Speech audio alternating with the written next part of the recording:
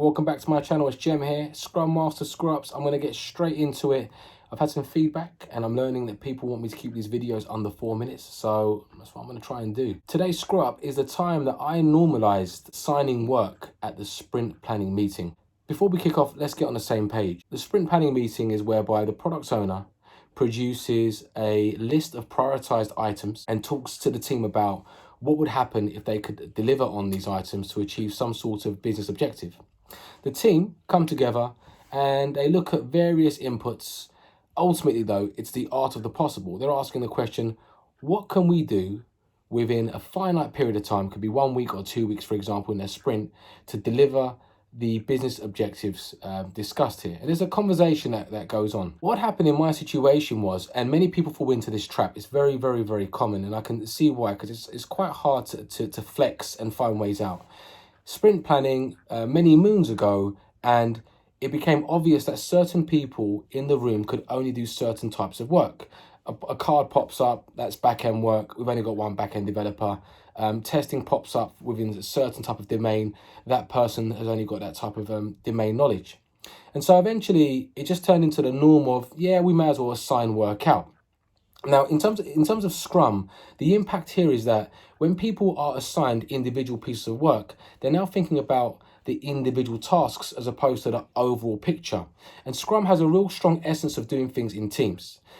Also, in addition to that, when we are allocating or assigning work to individuals, we're turning off the autonomy dial. So when people complete work, rather than thinking, right, what could I do next that can contribute to the next big picture or the goal at hand, they're thinking about just the work that they have to do.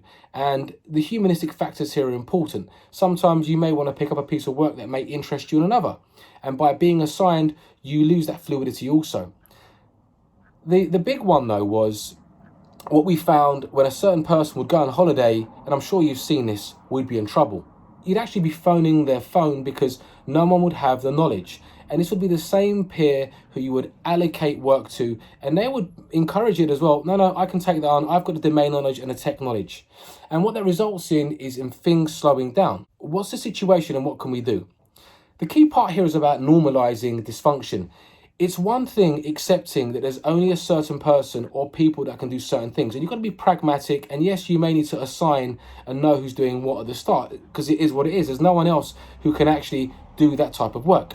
But if you normalize it, what that then turns into is your ways of working. It's just the accepted norm. And now that doesn't encourage the behavior of Lisa spending time with Bob so they can pair up and cross-share that knowledge on a domain or cross-share that knowledge on a certain tech area. This isn't to say that everybody needs to be all-round in domain and technical knowledge. But what I'm trying to really, really drive home here is that I fell into the trap of normalizing the behavior because it is what it is, and those people only know what it is, and the depth of knowledge is too great, and plus it's legacy.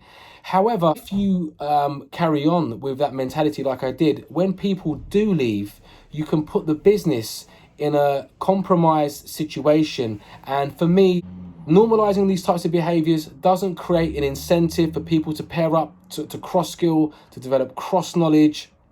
It's okay to be pragmatic at the start, but ideally, we want autonomy to be high. We want people to focus on a sprint goal, and we want people to grow their T-shape so that, we're not called out with key person risk. Okay, that's what's up. What have been your experiences? It would be really cool to know about your strategies in ensuring that if you are assigning work to developers or they're doing it to one another, how do you move forwards? Please like and subscribe. Until the next time.